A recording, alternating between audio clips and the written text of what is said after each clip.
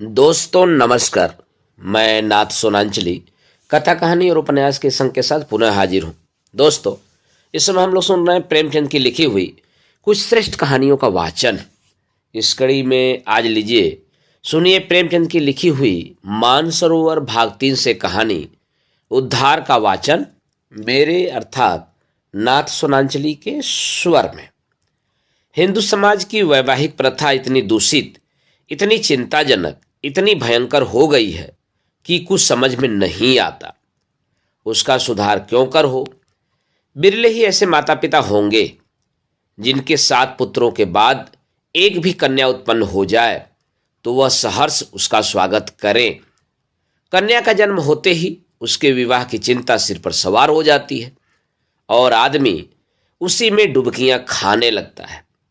अवस्था इतनी निराशमय और भयानक हो गई है कि ऐसे माता पिताओं की कमी नहीं है जो कन्या की मृत्यु पर हृदय से प्रसन्न होते हैं, मानो सिर से बाधा टली। इसका कारण केवल यही है कि दहेज की दर दिन दूनी रात चौगुनी पावस काल के जल वेग के समान बढ़ती चली जा रही है। जहां दहेज की सैकड़ों में बातें होती थीं, वहां अब हजारों तक की नौबत पहुंच गई है। अभी बहुत दिन नहीं गुजरे कि 1 या 2 हजार रुपए दहेज केवल बड़े घरों की बात थी। छोटी छोटी शादियां 500 से 1000 तक में तय हो जाती थी, पर अब मामूली मामूली विवाह भी 3-4 हजार के नीचे तय नहीं होते। खर्च का तो यह हाल है और शिक्षित समाज की निर्धनता और दरिद्रता दिनों दिन बढ़ती जाती है। इसका अंत क्या होगा ईश्वर ही जाने। बेटे 1 दर्जन भी हों तो माता पिता को चिंता नहीं होती। वह अपने ऊपर उनके विवाह भारे को अनिवार्य नहीं समझते। यह उनके लिए कंपल्सरी विषय नहीं, ऑप्शनल विषय है। होगा तो कर देंगे, नहीं कह देंगे बेटा खाओ कमाओ। कुचरित्रता कलंक की बात नहीं समझी जाती। लेकिन कन्या का विवाह तो करना ही पड़ेगा, उससे भागकर कहाँ जाएंगे। अगर विवाह में विलंब हुआ और कन्या के पांव कहीं ऊंचे नीचे पड़ गए तो फिर कुटुंब की नाक कट गई, वह पतित हो गई, टाट बाहर कर दिया गया। अगर वह इस दुर्घटना को सफलता के साथ गुप्त रख सके तो कोई बात नहीं, उसको कलंकित करने का किसी को साहस नहीं। लेकिन अभाग्यवश यदि वह इसे छिपा न सके, भंडाफोड़ हो गया तो फिर माता पिता के लिए, भाई बंधुओं के लिए संसार में मुंह दिखाने को स्थान नहीं रहता। कोई अपमान इससे दुस्सह, कोई विपत्ति इससे भीषण नहीं। किसी भी व्याधि की इससे भयंकर कल्पना नहीं की जा सकती। लुत्फ तो यह है कि जो लोग बेटियों के विवाह की कठिनाइयों को भोग चुके होते हैं, वही अपने बेटों के विवाह के अवसर पर बिल्कुल भूल जाते हैं कि हमें कितनी ठोकरें खानी पड़ी थी। जरा भी सहानुभूति नहीं प्रकट करते, बल्कि कन्या के विवाह में जो तावान उठाया था उसे चक्रवृद्धि ब्याज के साथ बेटे के विवाह में वसूल करने पर कटिबद्ध हो जाते हैं। कितने ही माता पिता इसी चिंता में घुल घुल कर अकाल मृत्यु को प्राप्त हो जाते हैं। कोई संन्यास ग्रहण कर लेता है, कोई बूढ़े के गले कन्या को मढ़कर अपना गला छुड़ाता है। पात्र कुपात्र का विचार करने का मौका कहाँ, ठेलम ठेल है। मुंशी गुलजारी लाल ऐसे ही हतभागे पिताओं में थे। यूं उनकी स्थिति बुरी न थी।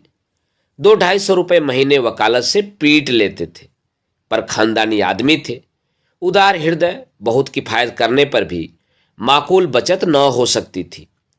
संबंधियों का आदर सत्कार न करें तो नहीं बनता, मित्रों की खातिरदारी न करें तो नहीं बनता। फिर ईश्वर के दिए हुए 2-3 पुत्र थे, उनके पालन पोषण और शिक्षण का भार था। क्या करते। पहली कन्या का विवाह उन्होंने अपनी हैसियत के अनुसार अच्छी तरह किया, पर दूसरी पुत्री का विवाह टेढ़ी खीर हो रहा था। यह आवश्यक था कि विवाह अच्छे घराने में हो, अन्यथा लोग हंसेंगे, और अच्छे घराने के लिए कम से कम 5000 का तमखीना था। उधर पुत्री सयानी होती जाती थी। वह अनाज जो लड़के खाते थे वह भी खाती थी, लेकिन लड़कों को देखो तो जैसे सूखे का रोग लगा हो, और लड़की शुक्ल पक्ष का चांद हो रही थी। बहुत दौड़ धूप करने पर बेचारे को एक लड़का मिला। बाप आबकारी के विभाग में 400 रुपए का नौकर था। लड़का भी सुशिक्षित। स्त्री से आकर बोले, लड़का तो मिला और घर बार एक भी काटने योग्य नहीं, पर कठिनाई यही है कि लड़का कहता है मैं अपना विवाह न करूंगा। बाप ने कितना समझाया, मैंने कितना समझाया, औरों ने कितना समझाया, पर वह टस से मस नहीं होता। कहता है मैं कभी विवाह न करूंगा।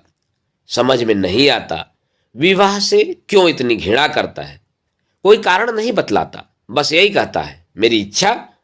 माँ बाप का इकलौता लड़का है, उनकी परम इच्छा है कि इसका विवाह हो जाए, पर क्या करे। यूं उन्होंने फलदान तो रख लिया है, पर मुझसे कह दिया है कि लड़का स्वभाव का हठीला है, अगर न मानेगा तो फलदान आपको लौटा दिया जाएगा। स्त्री ने कहा, तुमने लड़के को एकांत में बुलाकर पूछा नहीं? गुलजारी लाल, बुलाया था, बैठा रोता रहा, फिर उठकर चला गया। तुमसे क्या कहूं। उसके पैरों पर गिर पड़ा, लेकिन बिना कुछ कहे उठकर चला गया।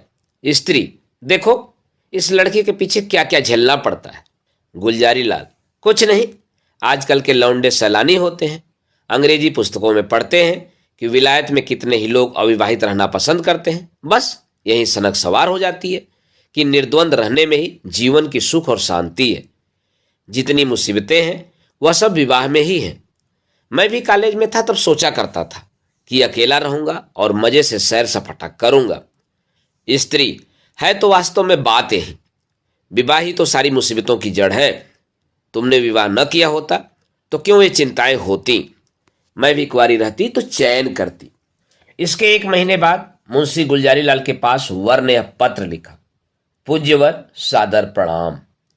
मैं आज बहुत असमंजस में पढ़कर यह पत्र लिखने का साहस कर रहा हूं, इस धृष्टता को क्षमा कीजिएगा। आपके जाने के बाद से मेरे पिताजी और माताजी दोनों मुझ पर विवाह करने के लिए नाना प्रकार से दबाव डाल रहे हैं। माताजी रोती हैं, पिताजी नाराज होते हैं। वह समझते हैं कि मैं अपनी जिद के कारण विवाह से भागता हूं। कदाचित उन्हें यह भी संदेह हो रहा है कि मेरा चरित्र भ्रष्ट हो गया है। मैं वास्तविक कारण बताते हुए डरता हूं कि इन लोगों को दुख होगा और आश्चर्य नहीं कि शोक में उनके प्राणों पर ही बन जाए। इसलिए अब तक मैंने जो बात गुप्त रखी थी वह आज विवश होकर आपसे प्रकट करता हूं और आपसे साग्रह निवेदन करता हूं कि आप इसे गोपनीय समझिएगा और किसी भी दशा में उन लोगों के कानों में इसकी भनक न पड़ने दीजिएगा। जो होना है वह तो होगा ही, पहले ही से क्यों उन्हें शोक में डुबाऊं।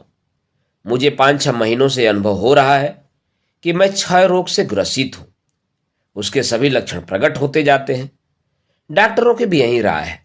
यहां सबसे अनुभवी जो 2 डॉक्टर हैं उन दोनों से ही मैंने अपनी आरोग्य परीक्षा कराई और दोनों ने स्पष्ट कहा कि तुम्हें सील है। अगर माता पिता से यह कह दूं तो वह रो रो कर मर जाएंगे। जब यह निश्चय है कि मैं संसार में थोड़े दिनों का मेहमान हूं तो मेरे लिए विवाह की कल्पना करना भी पाप है। संभव है कि मैं विशेष प्रयत्न करके 1-2 साल जीवित रहूं, पर वह दशा और भी भयंकर होगी, क्योंकि अगर कोई संतान हुई तो वह भी मेरे संस्कार से अकाल मृत्यु पाएगी और कदाचित स्त्री को भी इसी रोग राक्षस का भक्षण बनना पड़े। मेरे अविवाहित रहने से जो बीतेगी मुझ पर ही बीतेगी। विवाहित हो जाने पर मेरे साथ और कई जीवों का नाश हो जाएगा। इसलिए आपसे मेरी प्रार्थना है कि मुझे इस बंधन में डालने के लिए आग्रह न कीजिए, अन्यथा आपको पछताना पड़ेगा। सेवक हजारीलाल। पत्र पढ़कर गुलजारी लाल ने स्त्री की ओर देखा और बोले, इस पत्र के विषय में तुम्हारा क्या विचार है? स्त्री, मुझे तो ऐसा मालूम होता है कि उसने बहाना रचा है। गुलजारी लाल, बस बस, ठीक यही मेरा भी विचार है। उसने समझा है कि बीमारी का बहाना कर दूंगा तो लोग आप ही हट जाएंगे। असल में बीमारी कुछ नहीं, मैंने तो देखा ही था, चेहरा चमक रहा था, बीमार का मुंह छिपा नहीं रहता। स्त्री, राम नाम लेके विवाह करो, कोई किसी का भाग्य थोड़े ही पड़े बैठा है। गुलजारी लाल, यही तो मैं भी सोच रहा हूं। स्त्री, न हो तो किसी डॉक्टर से लड़के को दिखाओ, कहीं सचमुच वह बीमारी हो तो बेचारी अम्बा कहीं की न रहे। गुलजारी लाल, तुम भी पागल हो गई हो क्या? सब हिले हवाले हैं। इन छोकरों का दिल का हाल मैं खूब जानता हूं। सोचता होगा अभी सैर सपाटे कर रहा हूं, विवाह हो जाएगा तो यह गुलझर्रे कैसे उड़ेंगे। स्त्री तो शुभ मुहूर्त देखकर लग्न भिजवाने की तैयारी करो। हजारीलाल बड़े धर्म संदेह में था। उसके पैरों में जबरदस्ती विवाह की बेड़ी डाली जा रही थी और वह कुछ न कर सकता था। उसने ससुर को अपना कच्चा चिट्ठा कह सुनाया, मगर किसी ने उसकी बातों पर विश्वास न किया। माँ बाप से अपनी बीमारी का हाल कहने का उसे साहस न होता था।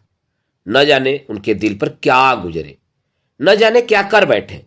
कभी सोचता किसी डॉक्टर की शहादत लेकर ससुर के पास भेज दूं, मगर फिर ध्यान आता यदि उन लोगों को उस पर भी विश्वास न आया तो। आजकल डॉक्टरी से सनद लेना कौन सा मुश्किल काम है। सोचेंगे किसी डॉक्टर को कुछ दे देकर लिखा लिया होगा। शादी के लिए तो इतना आग्रह हो रहा था। उधर डॉक्टरों ने स्पष्ट कह दिया था कि अगर तुमने शादी की तो तुम्हारा जीवन सूत्र और भी निर्बल हो जाएगा। महीनों की जगह दिनों में वारा न्यारा हो जाने की संभावना है। लगन आ चुकी थी, विवाह की तैयारियां हो रही थी, मेहमान आते जाते थे और हजारीलाल घर से भागा भागा फिरता था। कहां चला जाऊं? विवाह की कल्पना ही से उसके प्राण सूख जाते थे। आह, उस अबला की क्या गति होगी जब उसे यह मालूम होगा तो वह मुझे अपने मन में क्या कहेगी। कौन इस पाप का प्रायश्चित करेगा? नहीं, उस अबला पर घोर अत्याचार न करूंगा, उसे वैधव्य की आग में न जलाऊंगा। मेरी जिंदगी ही क्या, आज न मरा कल मरूंगा, कल नहीं तो परसों, तो क्यों न आज ही मर जाऊं। आज ही जीवन का और उसके साथ सारी चिंताओं का, सारी विपत्तियों का अंत कर दूं। पिताजी रोएंगे, अम्मा प्राण त्याग देंगे, लेकिन एक बालिका का जीवन तो सफल हो जाएगा। मेरे बाद कोई अभागा अनाथ तो न रोएगा। क्यों न चलकर पिताजी से कह दूं, वह एक दो दिन दुखी रहेंगे, अम्मा जी दो एक रोज शोक से निराहार रह जाएंगी, कोई चिंता नहीं। अगर माता पिता के इतने कष्ट से एक युवती की प्राण रक्षा हो जाए तो क्या यह छोटी बात है? यह सोचकर वह धीरे से उठा और आकर पिता के सामने खड़ा हो गया। रात के 10 बज रहे थे। बाबू दरबारी लाल चारपाई पर बैठे हुक्का पी रहे थे। आज उन्हें सारा दिन दौड़ते गुजरा था। सामियाना तय किया, बाजे वालों को बयाना दिया, आतिशबाजी फुलवारी आदि का प्रबंध किया। घंटों ब्राह्मणों के साथ सिर मारते रहे। इस वक्त जरा कमर सीधी कर रहे थे कि सहसा हजारीलाल को सामने देखकर चौंक पड़े। उसका उतरा हुआ चेहरा, सजल आंखें और कुंठित मुख देखा तो कुछ चिंतित होकर बोले, क्यों लालू, तबीयत तो अच्छी है ना? कुछ उदास मालूम होते हो। हजारीलाल, मैं आपसे कुछ कहना चाहता हूं, पर भय होता है कि कहीं आप अप्रसन्न न हो। दरबारी लाल, समझ गया, वही पुरानी बात है ना? उसके सिवाय और कोई दूसरी बात हो तो शौक से कहो। हजारीलाल, खेद है कि मैं उसी विषय में कुछ कहना चाहता हूं। दरबारी लाल, यही कहना चाहते हो ना कि मुझे इस बंधन में न डालिए, मैं इसके अयोग्य हूं, मैं यह भार नहीं सह सकता, बेड़ी मेरी गर्दन को तोड़ देगी, यही सब या कोई और नई बात? हजारीलाल, जी नहीं, नई बात है। मैं आपकी आज्ञा पालन करने के लिए सब प्रकार से तैयार हूं, पर एक ऐसी बात है जिसे मैंने अब तक छिपाया था, उसे भी प्रकट कर देना चाहता हूं। इसके बाद आप जो कुछ निश्चय करेंगे उसे मैं सिरोधार्य करूंगा। हजारीलाल ने बड़े विनीत शब्दों में अपना आशय कहा, डॉक्टरों की राय भी बयान की और अंत में बोले, ऐसी दशा में मुझे पूरी आशा है कि आप मुझे विवाह करने के लिए बाध्य न करेंगे। दरबारी लाल ने पुत्र के मुख की ओर गौर से देखा। कहीं जर्दी का नाम न था। इस कथन पर विश्वास न आया, पर अपना अविश्वास छिपाने और अपना हार्दिक शोक प्रकट करने के लिए वह कई मिनट तक गहरी चिंता में मग्न रहे। इसके बाद पीड़ित कंठ से बोले, बेटा, इस दशा में तो विवाह करना और भी आवश्यक है। ईश्वर न करे कि हम वह बुरा दिन देखने के लिए जीते रहें, पर विवाह हो जाने से तुम्हारी कोई निशानी तो रह जाएगी। ईश्वर ने कोई संतान दे दी तो वही हमारे बुढ़ापे की लाठी होगा। उसी का मुंह देख देख कर दिल को समझाएंगे। जीवन का कुछ आधार तो रहेगा। फिर आगे क्या होगा यह कौन कह सकता है। डॉक्टर किसी की कर्म रेखा तो नहीं पढ़े होते। ईश्वर की लीला अपरंपार है। डॉक्टर उसे नहीं समझ सकते। तुम निश्चिंत होकर बैठो, हम जो कुछ करते हैं करने दो, भगवान चाहेंगे तो सब कल्याण ही होगा। हजारीलाल ने इसका कोई उत्तर नहीं दिया। आंखें डबडबाई, कंठावरोध के कारण मुंह तक न खोल सका। चुपके से आकर अपने कमरे में लेट रहा। 3 दिन और गुजर गए, पर हजारीलाल कुछ निश्चय न कर सका। विवाह की तैयारियां पूरी हो गई थी। आंगन में मंडप गड़ गया था। डाल गहने संदूकों में रखे जा चुके थे। मातृ पूजा हो चुकी थी और द्वार पर बाजों का शोर मचा हुआ था। मोहल्ले के लड़के जमा होकर बाजा सुनते थे और उल्लास से इधर उधर दौड़ते थे। संध्या हो गई थी। बारात आज रात की गाड़ी से जाने वाली थी। बारातियों ने अपने वस्त्राभूषण पहनने शुरू किए। कोई नाई से बाल बनवाता था और चाहता था कि खत ऐसा साफ हो जाए मानो यहां बाल कभी थे ही नहीं। बूढ़े अपने पके बाल को उखाड़कर जवान बनने की चेष्टा कर रहे थे। तेल साबुन उपटन की लूट मची हुई थी और हजारीलाल बगीचे में एक वृक्ष के नीचे उदास बैठा हुआ सोच रहा था, क्या करूं। अंतिम निश्चय की घड़ी सिर पर खड़ी थी। अब एक क्षण भी विलंब करने का मौका न था। अपनी वेदना किससे कहे, कोई सुनने वाला न था। उसने सोचा, हमारे माता पिता कितने अदूरदर्शी हैं। अपनी उमंग में उन्हें इतना भी नहीं सोचता कि बधू पर क्या गुजरेगी। बधू के माता पिता भी इतने अंधे हो रहे हैं कि देखकर भी नहीं देखते, जानकर भी नहीं जानते। क्या यह विवाह है? कदापि नहीं। यह तो लड़की को कुएं में डालना है, भाड़ में झोंकना है, कुंद छुरे से रेतना है। कोई यातना इतनी दूसर, इतनी हृदय विदारक नहीं हो सकती जितनी वैदव्य और ये लोग जानबूझकर अपनी पुत्री को वैदव्य के अग्निकुंड में डाल देते हैं। यह माता पिता हैं? कदापि नहीं। यह लड़की के शत्रु हैं, कसाई हैं, वधिक हैं, हत्यारे हैं।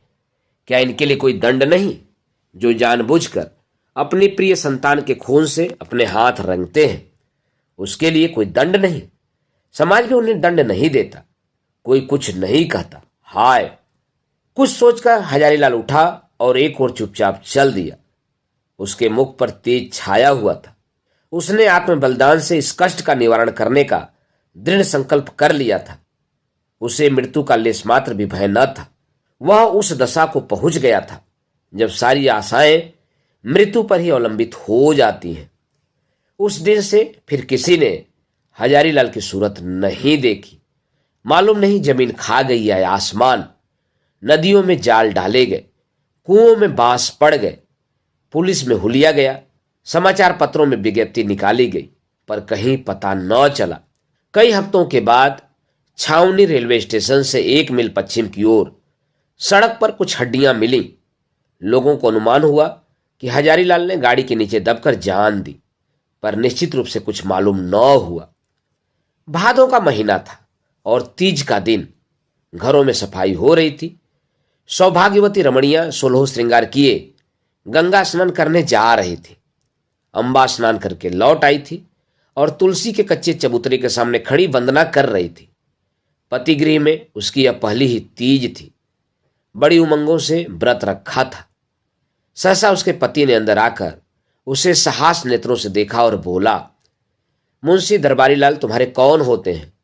यह उनके यहां से तुम्हारे लिए तीज पठौनी आई है, अभी डाकिया दे गया है।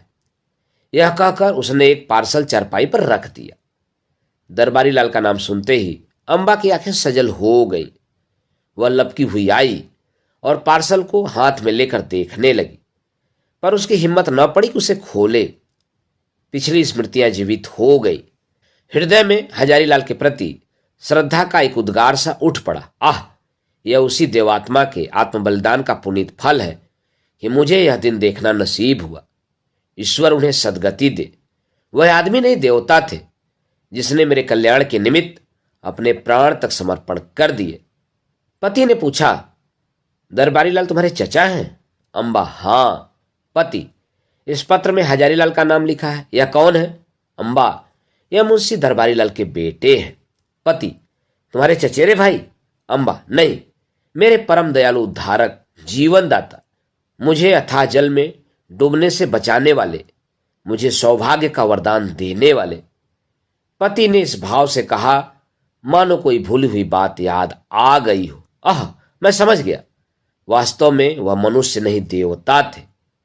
दोस्तों, अभी आप सुन रहे थे प्रेमचंद की लिखी हुई मानसरोवर भाग 2 से एक कहानी उद्धार का वाचन, मेरे अर्थात नाथ सोनांचली के स्वर में। दोस्तों, और भी किस्से, कहानी और उपन्यास सुनने के लिए आप मेरे साथ कथा, कहानी और उपन्यास के साथ जुड़े रहें। धन्यवाद। नमस्कार।